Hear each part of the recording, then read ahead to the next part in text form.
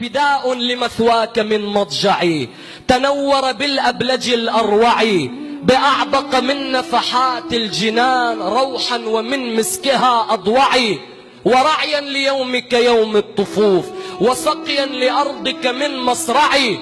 وحزنا عليك بحبس النفوس على نهجك النير المهيعي. فيا أيها الوتر في الخالدين فذا وللآن لم يشفعي، ويا هبة الطامحين العظام للاهين عن غدهم قنعي، تعاليت من مفزع للحتوف وبورك قبرك من مفزعي، تطوف الدهور فمن سجد على جانبيه ومن ركعي، شممت ثراك فهب النسيم نسيم الكرامة من بلقعي، وعفرت خدي بحيث استراح خد تفرى ولم يضرعي،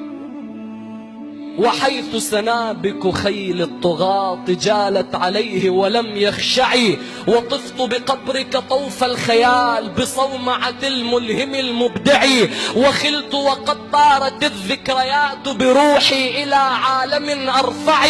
كأن يدا من وراء الضريح حمراء مبتورة الإصبع